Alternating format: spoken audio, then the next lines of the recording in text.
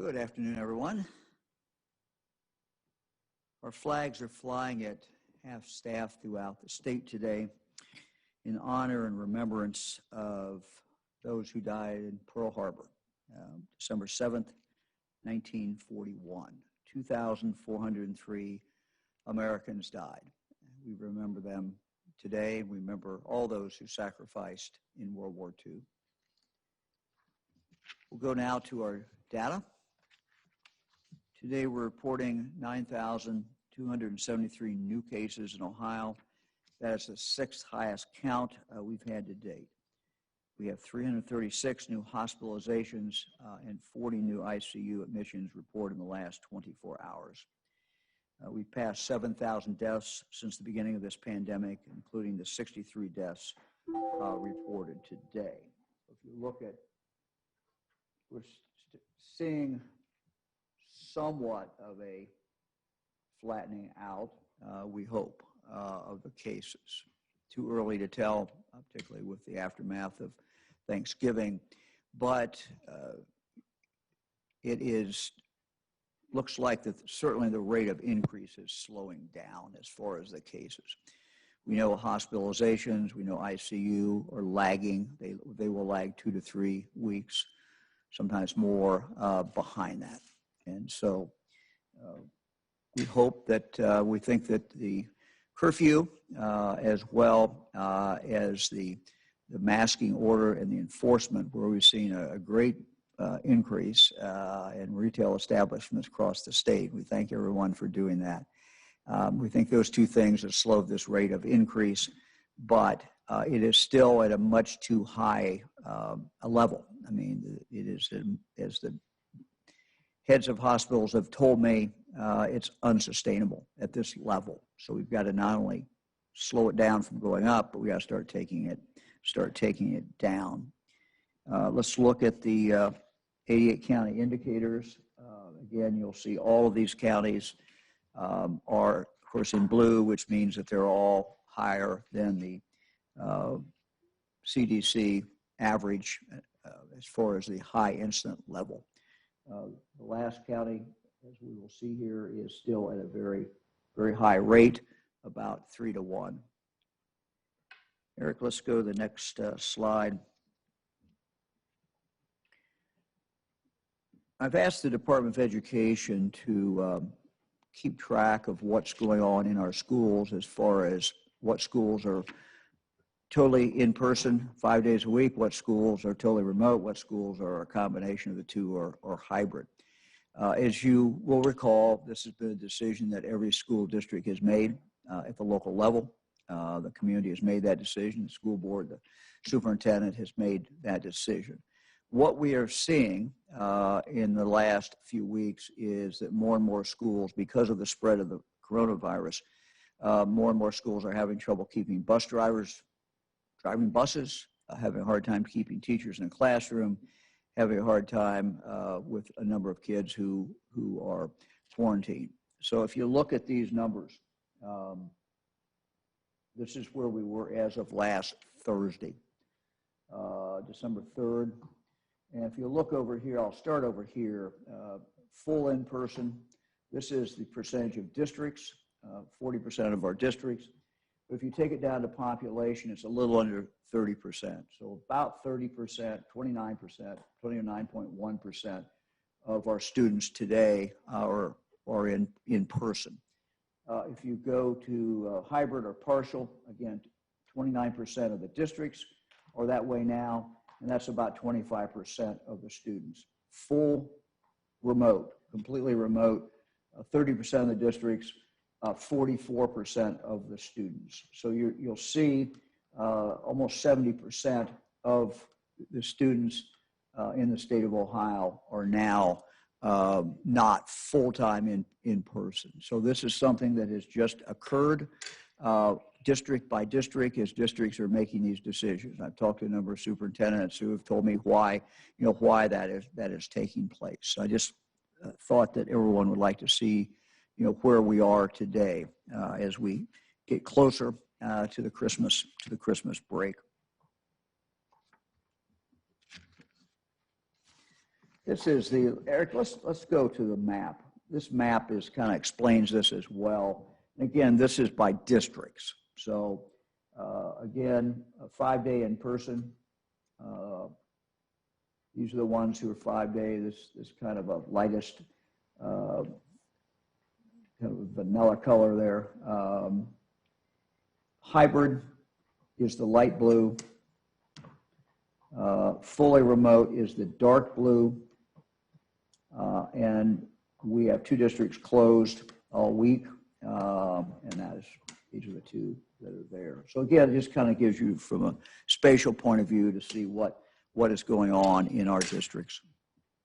At the beginning of the pandemic, we had limited options for testing. We relied on PCR tests, which are considered the gold standard for tests. In the spring, the Centers for Disease Control and Prevention began accepting antigen-positive test results if they included what's called an epidemiologic link. That meant if you received a positive antigen test, you also had to have a known exposure to someone who was positive, or you must have had symptoms to be considered a probable case. And so what is done is these calls are made to find that out case by case. Since the spring, the Department of Health's epidemiologists have been working closely with local health departments to verify links for those antigen tests. Once the links were verified, those tests were included in our probable case counts. After understanding more about antigen tests, the CDC changed their definition in August. As a result, antigen tests, according to the CDC, could be included in case counts without additional verification. However, here in Ohio, we continue to manually verify those exposures and symptoms before counting these tests as positive. During the past 2 months, however, a couple of things have happened. Our cases, number one, have skyrocketed. We have many, many, many positive people throughout the state. We have been averaging 12,500 antigen tests per day, with more positive results from those tests, averaging about 700 positive per day on average, which means those 700 have to be verified. During the past 4 weeks, the volume of antigen tests has doubled, and the positive results, which need to be reviewed at the state and at the local level, have increased from approximately 332 per day to an average of 725 per day. Just as our hospitals are feeling the effects of this surge in cases, so are the Department of Health epidemiologists and the local health departments. These teams alerted us about 3 weeks ago that they were simply unable to keep up with the manual verification process for antigen tests because there's such a wide spread of the virus throughout the state of Ohio. As we've noted on our website, since then, we have thousands of antigen test reports pending. Today, I'm announcing that tomorrow, we will align with the CDC's current case definition. We'll begin reflecting those tests immediately in our daily reported case counts moving forward. We currently have 12,600 positive antigen tests in our pending queue. To address these cases in our pending queue, we will apply this updated case definition to positive antigen tests dating back to November 1, when these tests started increasing and when these cases began to accumulate. Tomorrow, we will clear those backlog antigen tests, and they will be added to our reported case counts. That will result in a 1-day spike in reported cases tomorrow, and it obviously will be a very significant spike. These cases will be assigned then to their appropriate onset date, as all cases are. To be clear, all these backlog tests will not translate into new cases, not all of them. They'll be checked, and duplicate records will be removed. In other words, if 2 people with a similar name turns out not to be the same person, they will be clear. That will be, if it's showing up the same names and they verify it though on birth date that it's not that same person, that is cleared out. Additionally, we'll also be adding these test results to our positivity calculation in the coming weeks. That will not occur tomorrow, but that will be coming. As I mentioned, we have seen antigen test results become a bigger part of our overall picture of understanding COVID, and certainly a much bigger part of our testing.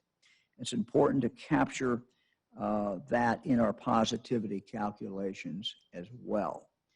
Just like we are doing with cases on our website, where you're able to look at probable and confirmed cases separately if you want to, we'll also be allowing you to toggle between PCR only, antigen only, and combined for positivity. So it will be reported. You'll be able to see that positivity however you want to see it in any one of those three groupings. We will be reporting the combined rate as our default, and that's what you will see the number that we'll be talking about. But anyone can still look at the positivity rates by test types if you want to, and you want to see a more complete picture. Now, I think it's significant other Midwestern states, Illinois, Indiana, Michigan, West Virginia, are all combining antigen and PCR testing into one positivity rate, just as Ohio will do. Let me now go to the Lieutenant Governor Houston, who's there. John, you've got some very good news for us today, and I think it's something that I know I'm very, very excited about, something we've been looking forward to, and something that the Lieutenant Governor has really focused a lot of his time on. John? Yeah, thanks, Governor. If you recall, a few weeks ago, Ohio was recognized and received an A grade as one of 5 states who had improved or received an A grade for the way we use technology to improve government services. And we were only one of 4 states to receive that A grade for data transparency. And at the time we got that score, I said I was surprised because we had a lot more to come. And today is part of the a lot more to come part of this. We're announcing data.ohio.gov, which is really a first of its kind service for access and transparency of information in the state of Ohio. One of the things the pandemic has taught us a lot is that having access to good information helps improve our decision making, and we want to do that across the board with state government. This collaboration was an Innovate Ohio platform collaboration to create dataohio.gov along with DAS, and it's also known as the Data Ohio portal. This public-facing portal will provide more than 200 unique data sets and more than 100 interactive visualizations to help you put it in perspective to inform data-driven decisions for state agencies and their partners. 100 of the data sets that are available there right now, because this is live, are there for the first time. There's never been access to them before. And frankly, we're just getting started. We hope to have all agencies on here eventually, and thousands of data sets that the media, researchers, academics, the public, General Assembly members, think tanks from the left and the right, everybody can take a look at it, challenge one another, but ultimately the goal is to have good information so we can make better decisions about the public policies that we're making in the state of Ohio. Part of that new data that's on there, you'll see health data that's clinical, you'll see corrections data, employment data, nutrition data, education data, finance data, and certainly new COVID-19 data that we believe will be of value. And this collaboration also, I want to emphasize, focuses on security of all of that information and privacy of individualized information. The Innovate Ohio platform has 4 agencies that onboarded their data sets first. I want to thank them because these agencies stepped up and were really interested in trying to make their information available to the public. That's the Ohio Department of Health, the Department of Rehabilitations and Corrections, Department of Youth Services, and the Ohio Department of Higher Education. More to come, but these are the ones that stepped up and we were able to get on there first. I want to recognize those agencies for doing that. Also, the data portal will feature 25 Made in Ohio success stories, which highlight the state's data-centric approach. So that's on there right now, so you can see examples of how this data is being used to improve things. This is all part, if you all will recall, something Governor DeWine and I promised a long time ago, that we were going to use technology to improve the way that we perform government services. That was the Innovate Ohio Pledge. Governor DeWine signed an executive order a little over a year ago that was going to require all of the agencies to get on the Innovate Ohio platform to prepare this information, and they have.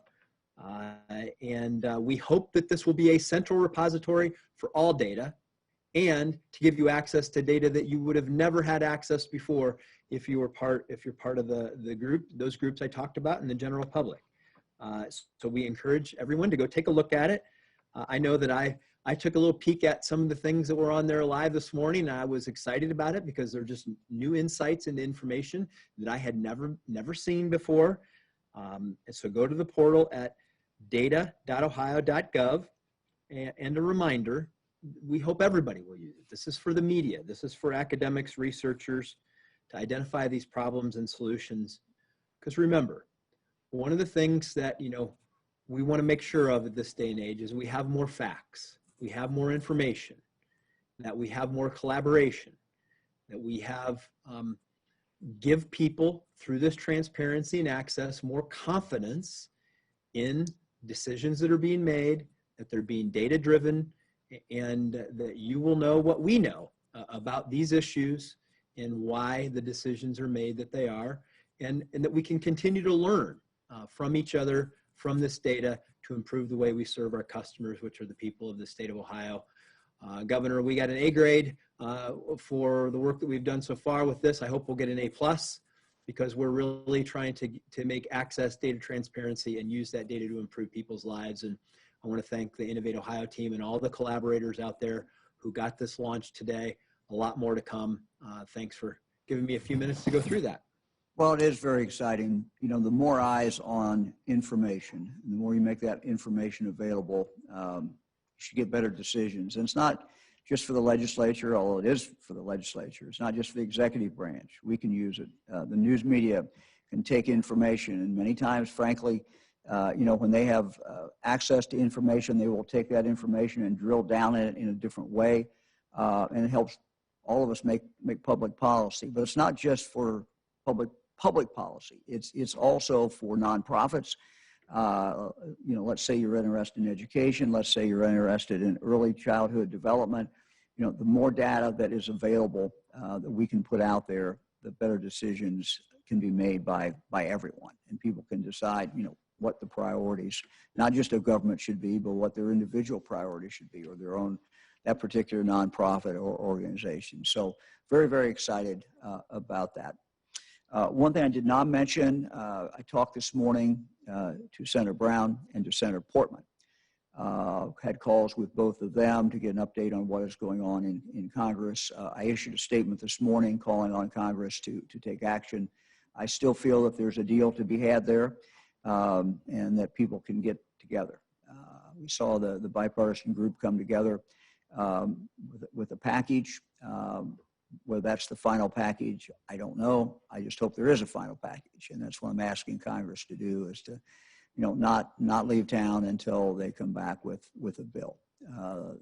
What was done in the spring made all the difference in the world, not only in our ability, frankly, to fight the virus, but it made a huge difference in individual people's lives, and it matters a lot. It matters a lot for our economy.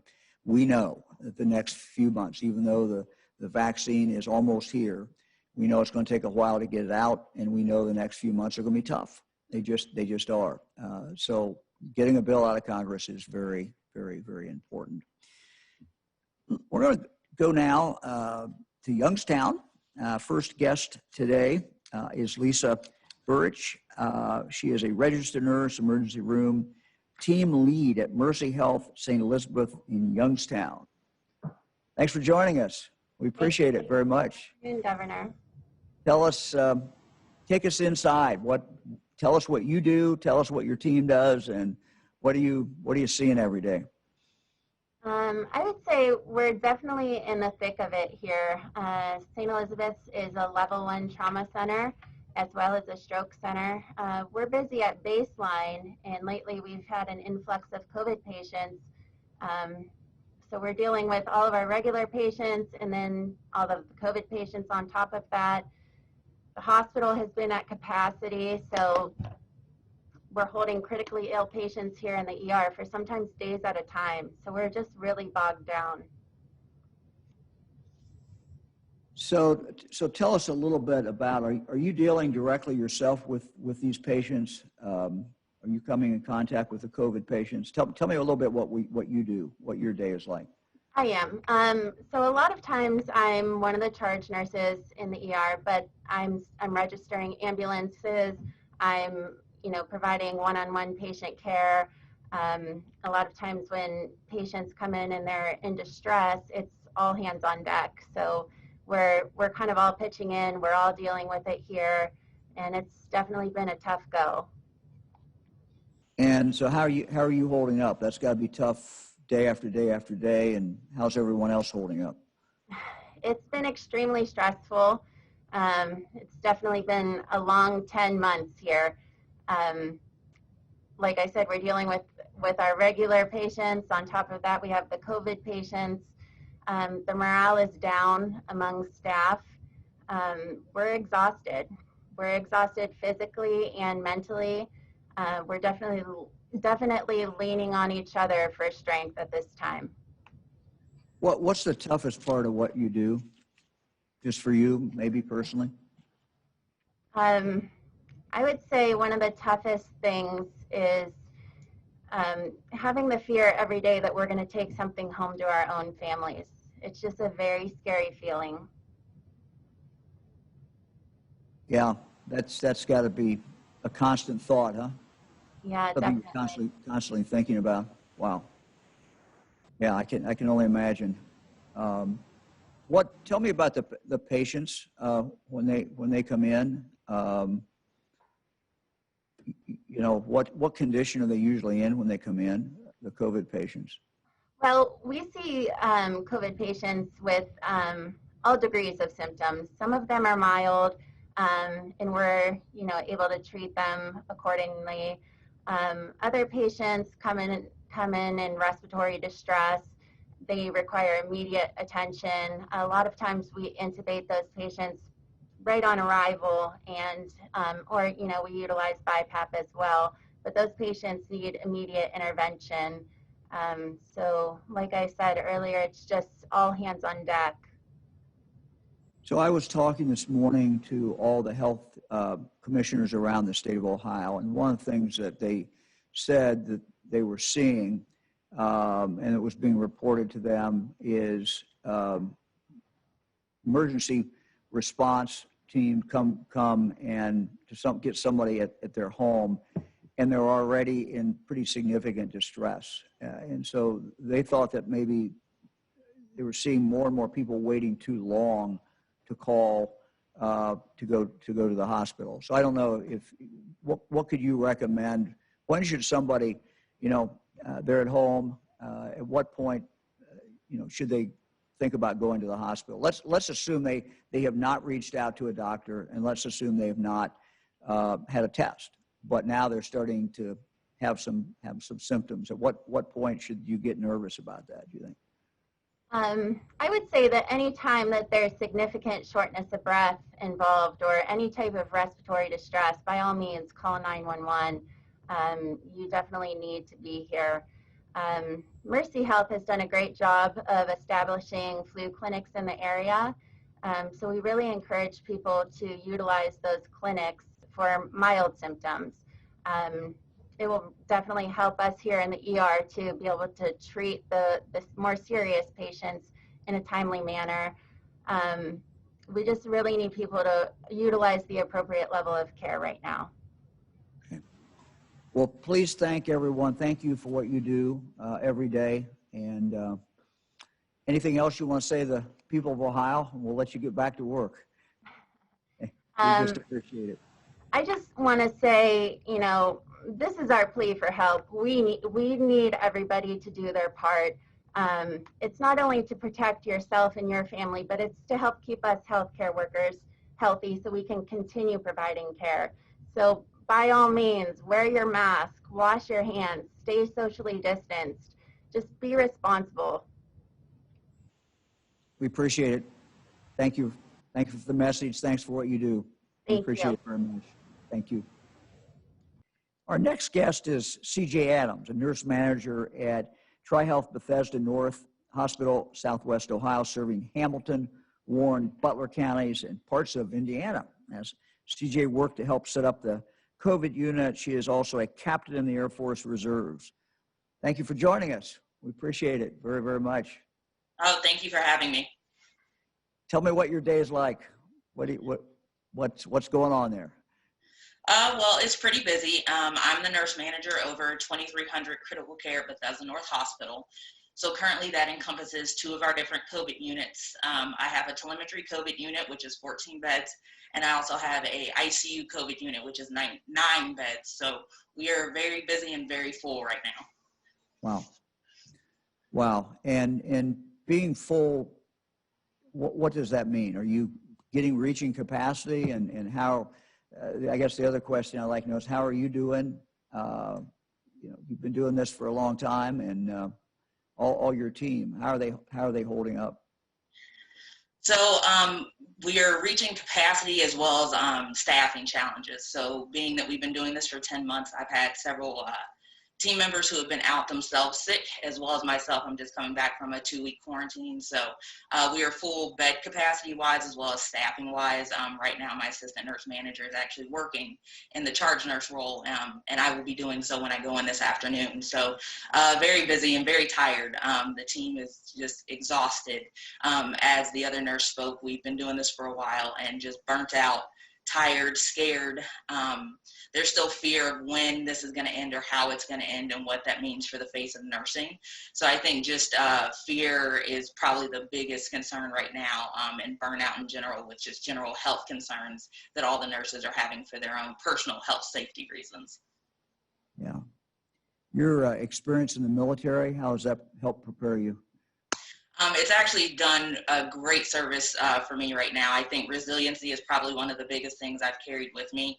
Being a flight nurse in the Air Force, I have to be prepared to handle situations on my own in an aircraft at 30,000 feet. So kind of like leading during a pandemic, if you've never done it before, just being prepared for the unknown. So the lessons I've learned is resiliency and leadership, and being able to lead the team, not just leading in front of them, but alongside of them, whether that's working shifts with them, whether that's buying pizza because no one has a chance to eat, whether that's making the phone calls for families to have that difficult conversation if a patient codes. So really just doing whatever I can to be part of the team and help ease some of their stress and anxiety that they're having as well, I think are the biggest opportunities that the military has helped me during this time. Sure, makes sense. So tell me, when you talk to patients, what do they tell you? What do they tell you where they think they got it, the virus, or what do they generally say? Some don't know. Others believe it has to do with family gatherings, church events, just getting together, going out to restaurants. People, sometimes they can pinpoint exactly where they were, or at least where they had their biggest chance of getting sick. But other times people aren't sure. I've had some people who did all the right things and wore masks and socially distanced. So their concerns are, did I pick it up on my groceries, or was it on a surface that I touched? So it's a little bit of everything, especially as time has gone on. I think people either have a good general understanding of where they may have gotten sick, and others just aren't sure and kind of baffled as to why they were the ones who got sick, but they still followed all the rules. Sure.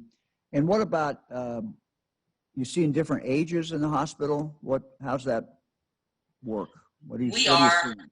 At first, we were definitely seeing your typical older population, definitely had comorbidities or other illnesses that made them at high risk categories. Right now, we're seeing definitely more of your younger crowd. So when I say younger, I would say the 40s, 50s, 60s, healthy. We consider them walkie-talkie adults generally. So I think that's been the change more recently. When you're used to seeing the people who are more dependent, and now we're seeing those that are seemingly usually healthy, it adds to that fear that it really can and is affecting any and everybody. Even your typical 40-year-old that's completely healthy is now dependent on us to provide just the basic care for them. Wow. Yeah, that's got to get everyone's attention, I would think. Anything else you'd like to tell us? We really appreciate your time, and thank you so much for what you do. And if you can tell your team, we appreciate it very, very much. And we can only imagine what you guys are going through. But thank you for giving us a little insight into kind of what you're seeing every day. Thank you. If there's anything else I think I would say is just this is very serious. It's definitely different than the first wave. We're seeing more people, we're seeing capacity issues, we're seeing staffing challenges, and it's not just affecting COVID patients. If there's no hospitals in the bed, or no beds in the hospital, it doesn't matter whether you have COVID or you're having a heart attack. Everyone's being affected because of the capacities that we're seeing. So please wear masks, socially distance, especially during the times for holiday seasons. I know everyone's tired and wants to be able to gather and kind of get past this, but if we don't do what needs to happen, then we're just going to see this elongated further into 2021. So please do what's appropriate and what you can do so we're no longer the last line of defense in the hospital. Thanks for what you do. We appreciate it. Thank you very much. Thank you. We'll go to questions now. First question today, Governor, is from Laura Bischoff at the Dayton Daily News. Governor, can you tell us if vaccine data is going to be displayed on the dashboard, like the number of doses administered by category? And can you also give us some more detail on how the December doses will be prioritized within the 1A group? Sure. It's our intent to have it displayed. The technical team has not told me they can't do it, so I believe that they can do it. I told them that we wanted to see those numbers every single day.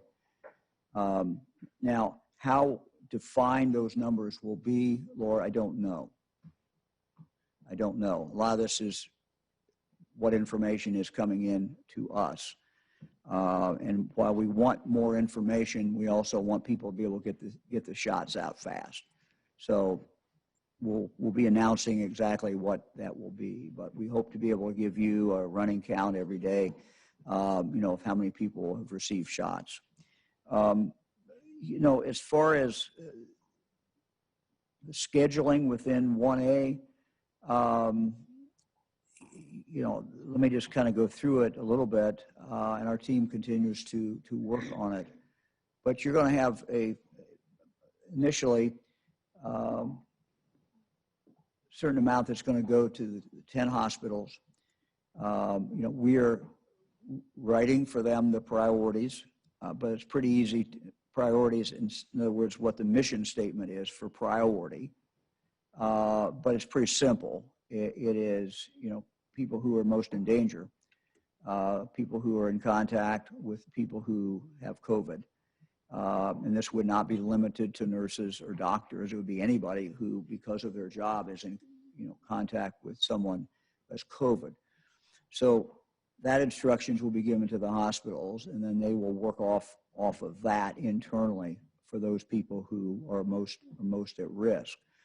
When we're dealing with the health departments, there will be some go to the health departments, and the health departments again will be certain groups they will be told to target. So EMS, for example, and they will target that within their county. Another group, of course, a huge group, is people in nursing homes, residents of nursing homes, and people who work there. And again, that's going to be through Walgreens, that's going to be through CVS, and those shipments will go directly to them. We will work with them on a daily basis in regard to the priorities, but that is a scheduling issue at that point. In other words, you got a whole large group, and then it's a scheduling where CVS will be reaching out to, let's say, a nursing home or nursing homes and scheduling when they will be in there. And what we're requesting nursing homes do, and any other kind of care that's falling under that category, is for them to have everybody there. Bring people in if they're not working that day. That's because to get this out quickly and safely, one stop there is what's needed. Now they'll have to go back, obviously, for the second shot, and that will take place. So that's kind of the best I can do to tell you, how this is going to. We've already set the priorities within that priorities now is a scheduling job. Next question is from Shane Stegmiller at Hannah News Service. Thanks, Governor. When you talked to Senators Brown and Portman today, what were the things that you said you want to see in any kind of stimulus package that comes out of Congress? And what do you think of the bipartisan proposal that's been, I guess, circulating around for about a week or so now? Yeah, I have not looked at everything in the bipartisan proposal, but what I've seen, it looks good. Look, I spent 20 years in Congress. Everything is the art of the possible, art of the compromise, how you put something together. And so I don't expect this to be perfect. I don't expect it to be what I would kind of necessarily. Everybody understands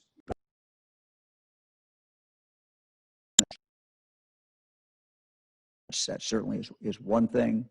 Unemployment.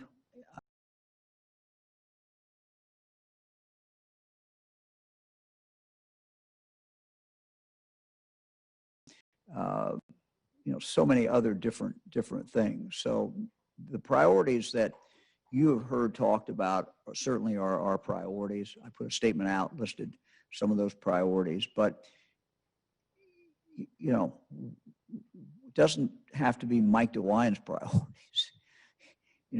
There's a general consensus out there of what is needed.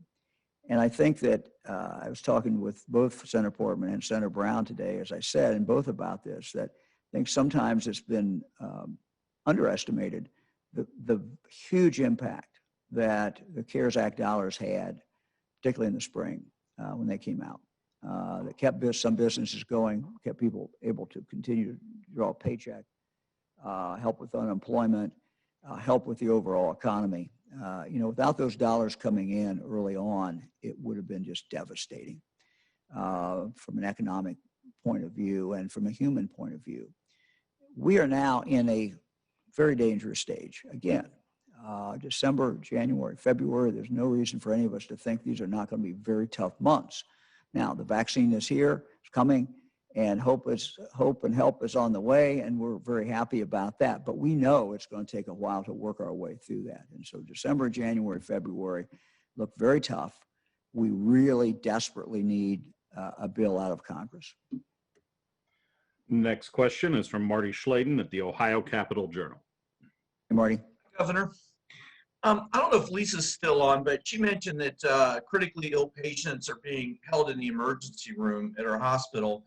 And I wanted to know if that's happening elsewhere in the state. And also, if we assume that new cases levels off at 9,000 a day, what does this look like in a couple of weeks in terms of being able to provide care for people who don't have COVID? Yeah, I'm going to let Bruce answer both those questions. Doctor? Thank you, Governor. First, in terms of the issue of patients in the emergency room prior to having a hospital bed, that's called boarding, and it is not at all uncommon during very busy times for there to be a period of time where they're preparing a bed, where a bed may not be immediately available, and the care has to be delivered in the emergency room. That's a process that hospitals are familiar with. We don't like it in the hospital environment. The best place for them is to get up to that bed, but it is a safe way to provide that care. It's an indication when it occurs of just how busy things are. And I think part of what you're hearing is that while those busy periods happen in hospitals, of late, what they're experiencing is a continuously busy hospital census. So there's no let up in what they are seeing. And I'm sorry, Marty, could you repeat the second part of your question? Yeah, I just wanted to know, if we stay at where we are now, about 9,000 new cases a day, what's that look like in a couple of weeks? Can we sustain that? Well, that some of that is already evident in our hospitals. I think one of the first things that we'll begin to see is that the postponing of services like surgeries and diagnostic tests will begin to happen much more frequently, much more widely. We're seeing some of that in our hospitals today, but I describe it almost like, rolling electrical outages. It happens for a period of time, but then the hospitals are able to get those services back on track. As we get busier, that'll be one of the first things that we begin to see in our hospitals. As things get even busier than that, then we begin to look at services in our hospitals becoming much more focused on just caring for the very sickest people, doing what we have to do to prevent immediate deaths. And that may require us to provide care in settings where, we have to move to much more limited privacy in the hospitals, going to, double occupancy rooms, doing and even pulling providers from other parts of the health system. For example, providers who may be today focused on helping with outpatient care and keeping our primary care services open, we may have to redirect some of that. So these are very, very serious next steps that we would be looking at. I think I would just add to that is, we're always 2-3 weeks away. And so sustaining at this level, we hope that we've plateaued out. We don't know that. We don't know how Thanksgiving is totally going to impact this. But the idea, if we could, even if we're plateaued out, this is not sustainable for a very long period of time. It's going to have some very dire consequences. Next question from Luis Gill at Ohio Latino TV. Hello, Governor. Afternoon. Yeah, Luis, how are you? Great, sir. Thank you for doing this. Governor, I'm going to give you a break. Perhaps this question could be to Dr. Vanderhoef. As we could get ready to receive the first shipment of vaccines, and we start doing the massive vaccinations on the health personnel, are you worried of the side effects on this personnel that perhaps 5, 10, 15% of them will get the side effects at the same time? Would that be a secondary problem? And follow up with that is, fever, headaches, etc. How about if you get vaccinated with the Pfizer vaccine, and then 2-3 weeks later, you get vaccinated with the Moderna or Johnson & Johnson vaccine? Are they chemically compatible?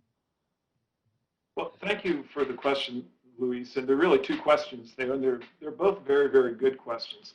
So the first question is, well, what about the side effects of the vaccine? And it's very important to draw a distinction between side effects, which we expect, and adverse effects, serious adverse effects, which we really don't expect. When a vaccine is really working, when it's had the kind of impact you want it to have on generating a robust, good immune response, you would expect that there are going to be some transient side effects. You might have some headache. You might have soreness at the injection site. You might feel tired for a day or two after you get that vaccine. That's actually a good sign. That's an indication that your immune system has recognized this, it's reacted, and you're probably mounting a very good, very robust immune response. On the other hand, very serious adverse effects, much more dangerous things, we're just not seeing with these vaccines. And notably, usually within 6 to 8 weeks after the administration of a vaccine, you'll see those very worrisome adverse effects that have not been seen. So that's the first part, of your question. In terms of administering one brand of vaccine and then following it up, the current expectation is that a person will receive 2 doses of the same brand of vaccine. And that's how our planning is going. That's the early guidance that we've received. And by the way, that is very typical when we are looking at vaccines that come from differing manufacturers. So currently, that's the view. Next question is from Dan DeRose at WOIO in Cleveland. Good afternoon, gentlemen. First Yeah. question for the governor and possibly for Dr. Vanderhoff. Governor, you sent out a pretty ominous tweet on Friday saying we need to do more. Can you explain what you mean by more? Is it just more of the distancing, social distancing mask? Second, has there been any discussion when it comes to the vaccine of not vaccinating people who have tested positive, had symptoms, recovered? Because aren't those people producing their own antibodies, and couldn't we stretch the vaccine further if we're not giving it to people who have already had it? I'll let the doctor answer the second one. I'll do the first one. Simply meaning, we've made real progress with masking in retail. I think people have pulled that back some. We just have to do more of that. We have to reduce the number of our contacts with other people. So that's all I meant. But we need to do it. We need to pull back even more because the more contacts there are, the more potential there is for the spread. So masking at all times. You look at what the CDC just said. If you're in the house with somebody else, you're inside with somebody else. It's not in your household. You need to have a mask on. And even if if you've got someone in your household and you're going back and forth, you got to be careful of that. You might have someone that has a high risk in your household. So just pulling back more is really what I was talking about. Doctor, you want to take the other question? Yes, Governor, thank you. The Advisory Committee on Immunization Practices, that's the ACIP, they will be providing very specific guidance regarding who should receive the vaccine, who should not receive the vaccine. And your question about vaccination after having had COVID-19 will be addressed by them.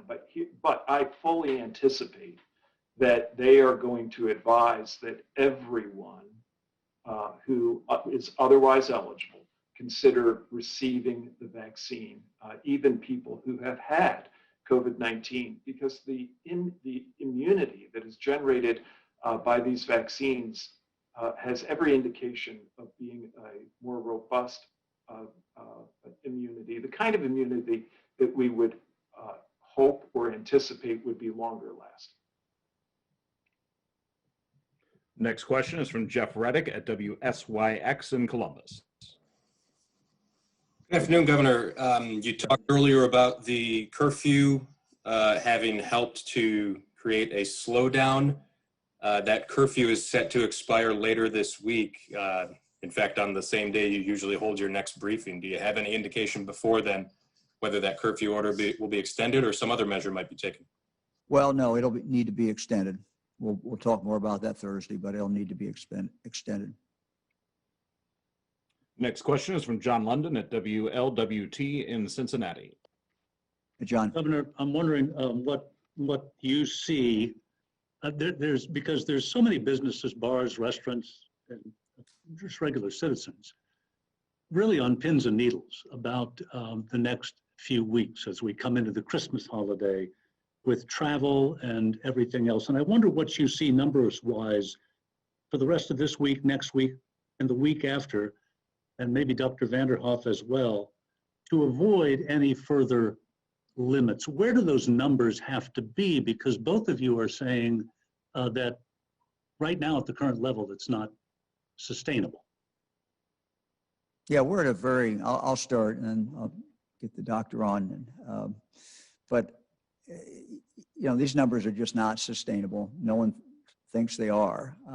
Even if we're flat, we're going to just be filling up our hospitals. And, we've got to try to take this down. I think we know what works. Ohioans, if you look at ODOT travel, for example, in Thanksgiving, you saw that this Thanksgiving versus last, the number of miles driven went down significantly. You saw the cell phone data showing activity that weekend. So we still may have a big bump from that. I'm not saying we won't, but it certainly Ohioans were doing better in understanding what the problem is. And I think more and more Ohioans understand that this is a crucial period of time. But Bruce, you want to make any Yes, comments? Governor. I think what I'd add to that is the national picture isn't very good. The White House Coronavirus Task Force has indicated that the country's in a very dangerous spot because of the very high COVID baseline activity and its impact on hospital capacity. But I would go further and note that if that's the case, there are a number of indications that Ohio is worse. The rate of new cases in Ohio, according to the White House Coronavirus Task Force, is in the neighborhood of 160% of the national average. When we look at that national map that shows the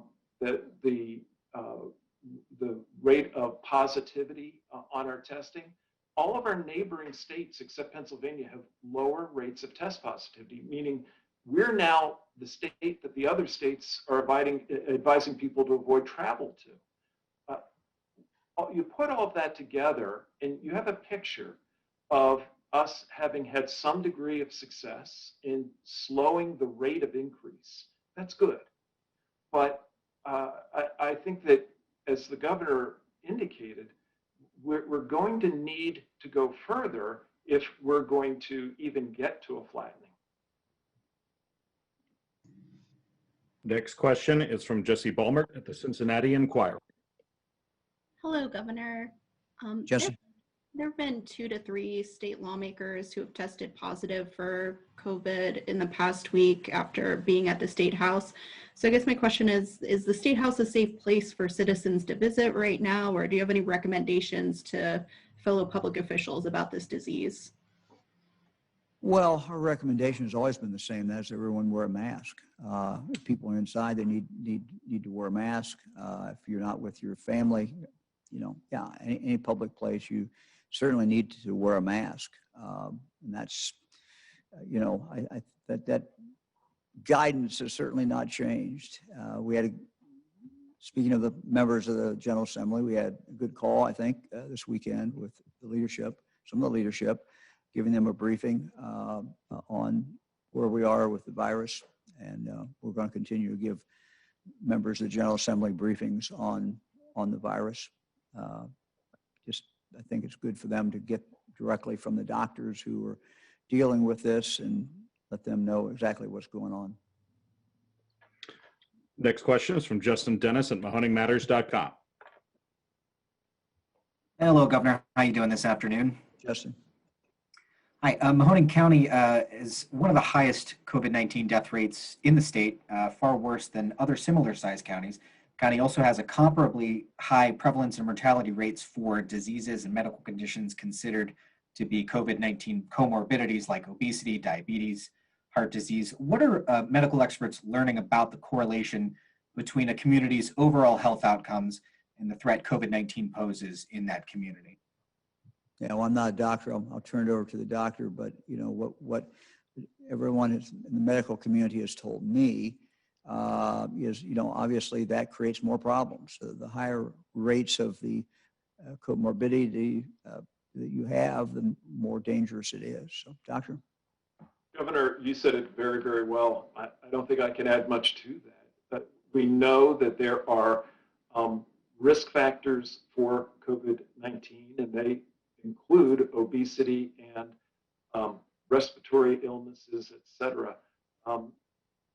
Those comorbidities that exist inside the community impact the community's ability to weather the COVID storm. Governor, next question will be the last question for today, and it belongs to Farnoosh Amiri at the Associated Press. Hi, Governor. The question I wanted to ask is, what pressure, if any, are you getting from grocery and restaurant industries to move their employees up on the priority list for the vaccine, given that they provide essential services? I know many people in the state, the grocery store is the only place that they go to these days. And if you've been receiving pressure from them, what is your response? Well, I've really not received any pressure. I don't know whether I've received any emails. I have not read any, at least in the last few days. I think it's, when you look at the 1A group, there's kind of a consensus of the most vulnerable people, and the consensus that we need to take care of the people who are taking care of us and who are taking care of the people who have COVID. When you get to the next group, the next group is where I think a lot more, it's going to be more difficult. You're going to have more difficult discussions. You know, who do you prioritize next? And, you know, I think looking at who, because of their age, because of their occupation, because of any other reasons, because of their medical condition, who are the most at risk, you know, is going to be, we're going to have to look at that and look to see, you know, who is most at risk. And one of the things that you talked about is, let's say, someone in the grocery store who is seeing hundreds and hundreds of people every single day. You know, I'll leave this up to the doctors to tell me, but one would assume, I would assume as a layperson, that that person is subject to significant risk. So that's the type of analysis that we're going to have. So I appreciate the questions. Good to see everybody. We appreciate our two guests today, and unless there is some emergency, we look forward to seeing you back here on Thursday at 2 o'clock. Thank you very much.